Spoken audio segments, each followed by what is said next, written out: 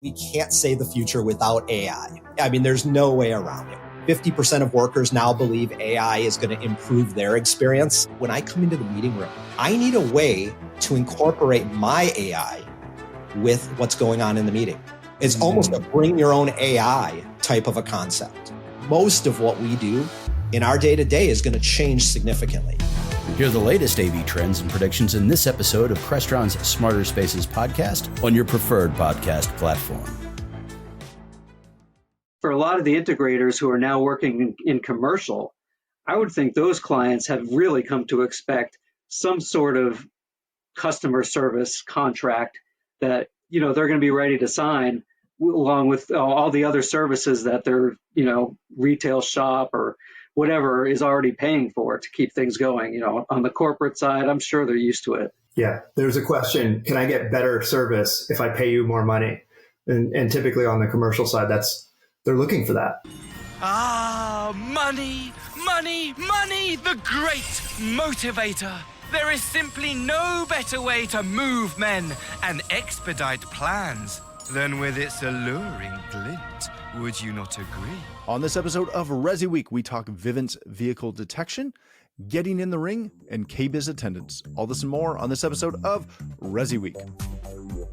This is ResiWeek, episode 422, Peel the Onion. Welcome to this episode of ResiWeek. This is your weekly roundup of all the latest news and stories for the residential AV industry. I'm your host, Matty Scott for AVNation.tv, and this week I'm pleased to be joined by two of my good friends. First, we have Mr. Arlen Schweiger. He's the editor-in-chief of CE Pro. How you doing, Arlen? I'm doing great, Matt. Thanks for having me on, as always. Oh, thank you for being here. Then we have John Yohanna. He's the vice president of residential globally over at Crestron. How you doing, John? Hey, Matt. Thanks for having me. Oh, thank you both for being here. We're going to kick this off with a story that comes to us from CE Pro. Vivint users can now monitor for vehicles using AI machine vision.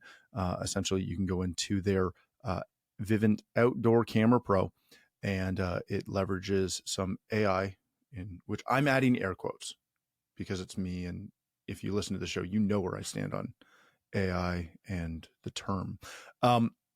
But essentially, it will identify when a vehicle arrives, leaves, or passes through a designated detection zone. Arlen, let me start with you on this. This is similar to their person detection feature that, again, gives customers more information, right? They're not just getting a notification that there's motion.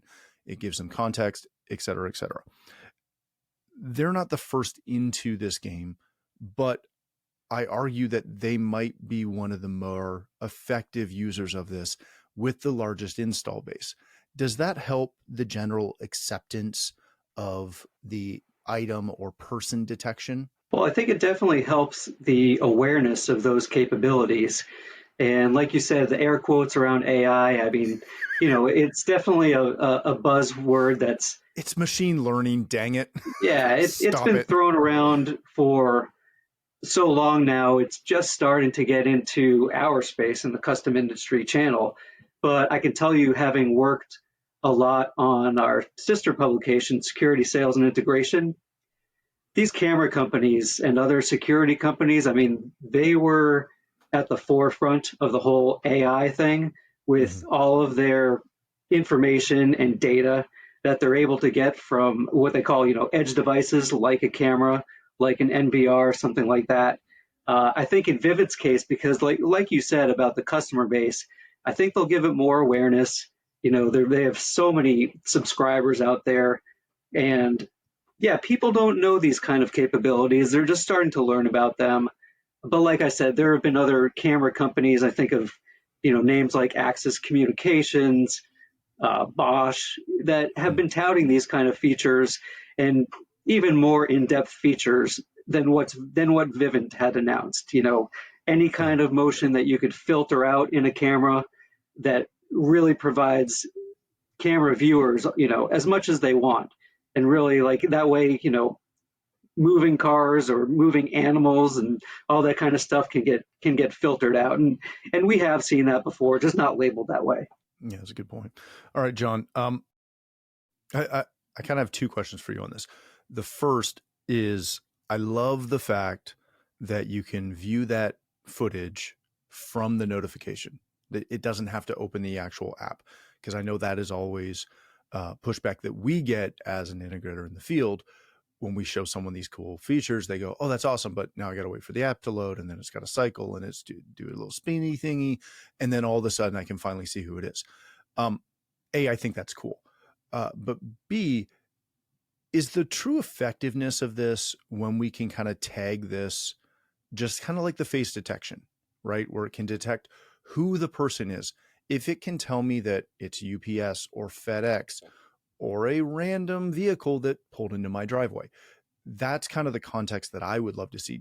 Do you foresee that coming soon down the pipe? Yeah, I think, where the technology is, I think it would be pretty easy to not only tell that that's a vehicle, but a specific type of vehicle.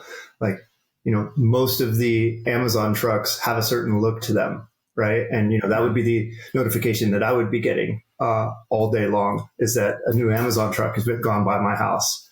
But seeing things like UPS or some other random vehicle, if I saw something coming up my driveway that was a random vehicle and not one of these other vehicles that I expected, I might pay closer attention to it. Or I might go, click into it, open the app, and then actually review the footage in more detail. But, our lives are going so quickly that oftentimes we just want to see really quick, oh, Amazon's here. And then we go on living our life, right? It's part of the reason why people don't like to go in and open the app and, peel the onion all the way to get to that information. Is it's nice to have, but it's not that important that we're going to go through all that extra effort. So having all those things, being able to indicate what type of vehicle it is, I think is absolutely possible, even with today's technology. And we'll probably start to see that soon. Yeah, I can't wait for that. As someone who lives close to the road, right? My front cameras, they not only detect, and obviously we can set them and change all that stuff, but I want it to tell me when something stops on the street. And then at the same time, when somebody is just driving by all the time, good gosh, I get a lot of notifications, which is why we turn them off. Hi, this is Jennifer Goodyear and Erica Carroll from the Women in AV podcast, where we are encouraged by the incredible stories of women in AV. Listen in on fun, empowering conversations as we chat with inspiring women, breaking barriers and creating their own path in the industry. Check out Women in AV on AVNation.tv or wherever you get your podcasts. All right, let's change topics for a second. This comes to us from Residential Systems and a good friend of the show, Mr. Henry Clifford. Get into the ring. Now it's time to get involved in recurring monthly revenue before the decision is taken out of your hands. As always, Henry writes a great article, in this case highlighting Snap One's announced service that we've talked about a couple times on the show, their new Connect and Assist plans, where essentially, broad strokes here, people, if you purchase a new Control4 system, you're going to have to sign up for some form of Connect, which again gives them control, not control, but access to provide service and troubleshooting, etc. Henry goes through to also cover some of the other programs out there from Paracel, which he's a co-founder of, OneVision, etc. And essentially what he's saying is that we're getting very close to a time when most systems may have some form of this that's just going to come with your system, whether you like it or not. John, I want to start with you, and I'm not going to ask if Crestron is launching a similar program, because if it wasn't announced, you wouldn't tell me anyways. Are we to a point where we see or view the forced adoption of RMR in our industry as a good thing? Because I am still highly on the fence on this one. Yeah, well, I think it depends on how you employ the RMR and, who's in charge of that. There's this, I think there's this fork in the road between manufacturers that believe that what we need to do is provide the tools to support the integrator as much as possible to add value to your interaction with the client, and then manufacturers that want to go direct to end user. And, we've chosen to do the first one, where there's a bunch of technology in our software and our solutions that add value to what the dealer can offer to the end user. And we are really encouraging the dealers to come up with their RMR programs and to go back to the end user, to service those jobs, to provide that insight, to continue to update the system. And that's why we continue to upgrade our software. And we upgrade that at no charge, but it requires professional installation, right? So a lot of high-end customers, they don't want to do some of this work themselves, even if they could. They want to have a professional come in and do it for them. That's why not everybody mows their own lawn. So in this case, it depends on what side of the fence you're on. Not whether or not RMR is a thing, because end users will want to pay you to keep their system up to date. Technology continues to march forward. They'll want to pay somebody for that service. They'll want to stay up to date. But who they're going to pay is really the big question. And, there's seems to be a big divide in the industry on that right now. That is true. Arlen, what about the vast number of integrators, speaking of that divide, that honestly just want nothing to do with an RMR model? Because there's a lot. How do integrators who don't want to play in that game function when, in this case, if they're a Control 4 dealer, when that is almost the only option? Well, I think for the integrators who don't want to participate in it, when it comes to tough economic times, like the recession that we had, even this year when, people were predicting some rough things, I think they have to look at some of the savvy integrators who do it. And of course, it depends on the size of the company. If you're a one-man shop, two-man shop, you're not going to, I'm sure, be asking for these types of service contracts and everything because you just don't have the bandwidth. But you can partner with a company like OneVision if you want to do that. But, the fact that it helps so much with revenue when times are tough, that I think that's a good reason for them to get into it. And, they also have to look at some of the other successful industries where people just, they make money by not doing anything except keeping their clients happy, for the time being. And you have to look at the amount of opportunity these days. If you go to a CD Expo, chances are you're going to be talking about RMR with a lot of companies these days because you have things like remote power management, remote networking. Just the opportunity is there to kind of tap into this.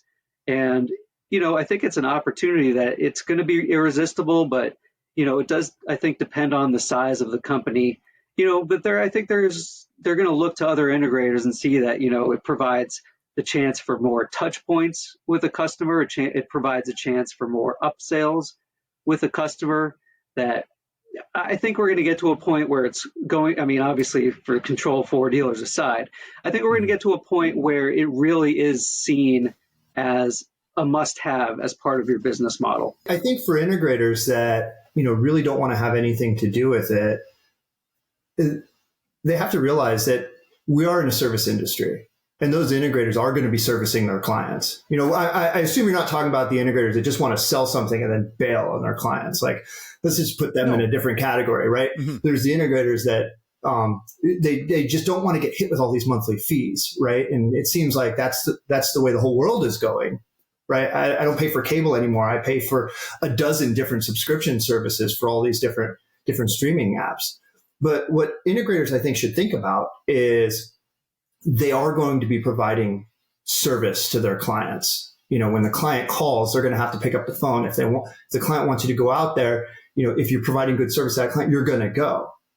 And the real question is, do you set yourself up in a business model where the client knows what to expect? Whether you're charging for it or not is actually kind of a separate point. But do you set up a service business model where the client knows what to expect? They know what the expected response time is from your service. And then maybe they can pay for a better response time or whatever, but setting those rules, therefore you're having a cleaner relationship with your client because they're not saying, hey, get out here now within the hour, when that's not something that you're equipped to deliver. So I would say the thought should be put into it as far as the service that they're providing. And I thought John was spot on there. The population, the consumer population, has certainly just been brainwashed almost into thinking that, yeah, they need to subscribe for things. They're going to be paying on a monthly basis for whatever service they're getting. Mm-hmm. And, maybe that's the way on the Resi side. And for a lot of the integrators who are now working in commercial, I would think those clients have really come to expect some sort of customer service contract that, they're going to be ready to sign along with all the other services that their, retail shop or whatever is already paying for to keep things going. On the corporate side, I'm sure they're used to it. Yeah. There's a question, can I get better service if I pay you more money? And typically on the commercial side, they're looking for that. That's the truth. All right, gentlemen, let's hit our last topic of the day. This comes to us from CE Pro. NKBA had their KBIS show this couple of weeks ago out in Las Vegas, and it was one of their biggest shows yet, with, if I can find the number again, there we go, 41,500 registered visitors to the KBIS side of the show, with over 670 exhibitors, and 260 of those were new exhibitors, which is huge. There's a list here of the best booth winners, etc. So go check that out. Arlen, let me start with you on this one. KBIS is one of those shows that I've been watching for, probably 5 or 6 years now, and was planning to go this year and had a scheduling conflict that came up. But it's a show that I haven't been to that I actually want to go to. And typically that's not the case. I hear about new shows and I instantly don't want to go to any of them. How important, or is KBIS important to our industry yet? Well, I think it's growing in importance. We've seen on the CEDIA Expo side, starting with before the pandemic, where they were making deliberate decisions to have designers at the show, whether or not they're only into kitchen and bath, but obviously that's a large segment of that, of the interior design group. And they were having the tour of booths, meeting some of the technology. And I was on one of those tours, and they're really at a very, very novice level when it comes to technology. So going in the other direction, we've talked a lot about the importance of design services and what they offer customers these days. On CE Pro, we've talked a lot about forging relationships with these designers because they can get integrators into projects earlier, especially for the KBIS show. You're talking about kitchens and baths, which are typically the two biggest rooms to remodel in a home. And so there's a lot of opportunity there to just talk about that and have projects come about if you're able to have those relationships with designers. And I didn't go to the show this year, but I went the previous 2 years. And, the promising thing was you had people like Josh Christian of the HTA doing a lot of evangelizing for the CEDIA channel and integrators at the show, which was really good to see. I was on a panel with him a couple of years ago, talking about some of the technology that we saw there and what HTA was doing to try and sort of cross that divide as well. And I will say, the other thing is that along with KBIS, it's co-located with the Builders Show, where they do have a technology pavilion, and it's easier, at the convention center, it's easy to go from one show to the other. And so that way, integrators can see what's going on both sides. Designers can go over to the Builders Show and see some of that technology. And I think just in general, the designers are becoming more aware of it, but definitely, more education needs to be done. But I think that, possible attraction of getting into a project really early, as opposed to being an afterthought with the design team, with the architects, I think that's the real promise of going to a show like that and making connections. Yeah, that's a great point. All right, John, I want you to tell us a little bit about Crestron's involvement at KBIS, because I know they're in the New American Home model home thing. But I also want to get your opinion on at what point do we as a channel participate in this a little bit more aggressively, whether it's just from an attendance standpoint or whether it's an exhibition standpoint, from this aspect that we should know what the designers and the building community is seeing at their show from a technology standpoint versus the handful of people that come to CD Expo and see what is in our world, right?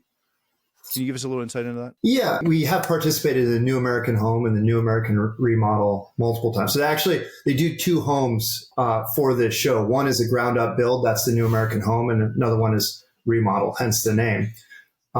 And oftentimes we're showcasing our products there and we're involved in those projects. But our entire business development team goes and attends this show.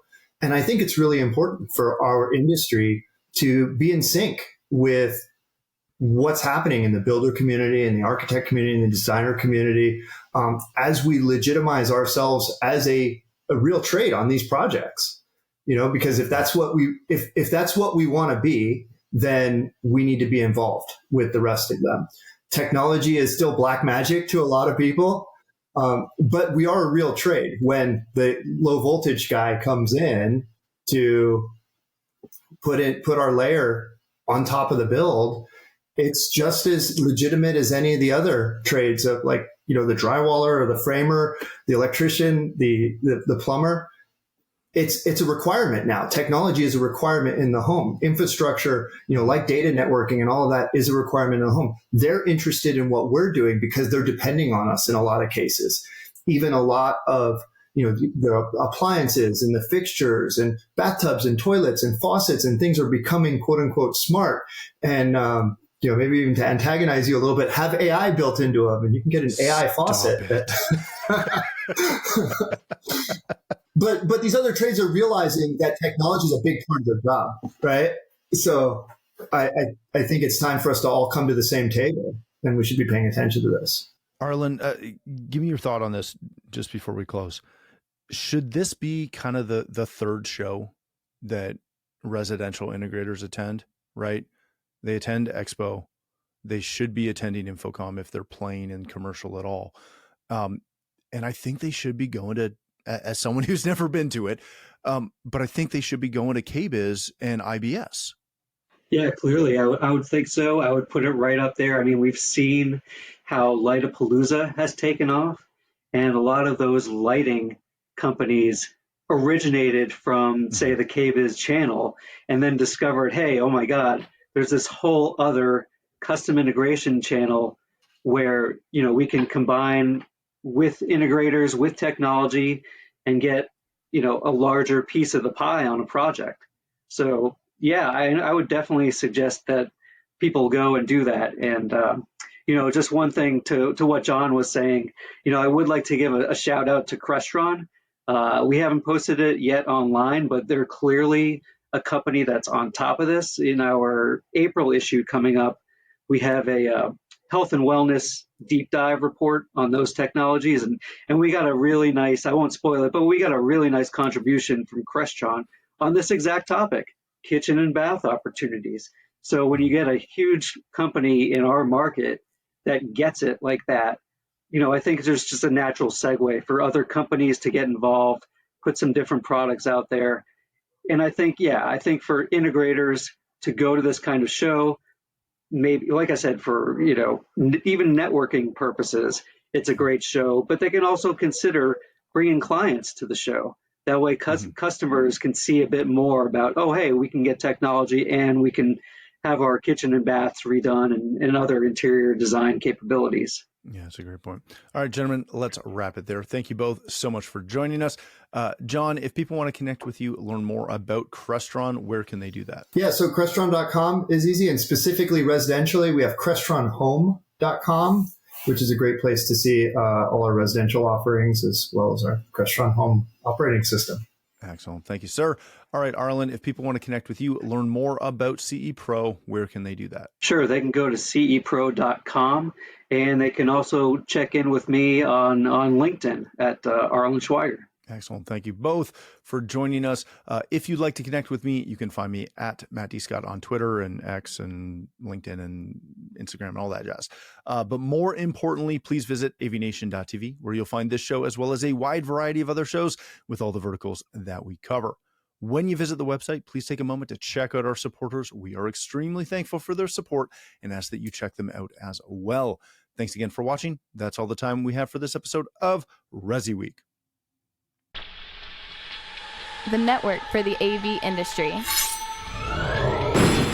What are you listening to? This is AV. This is AVNation. This is AVNation.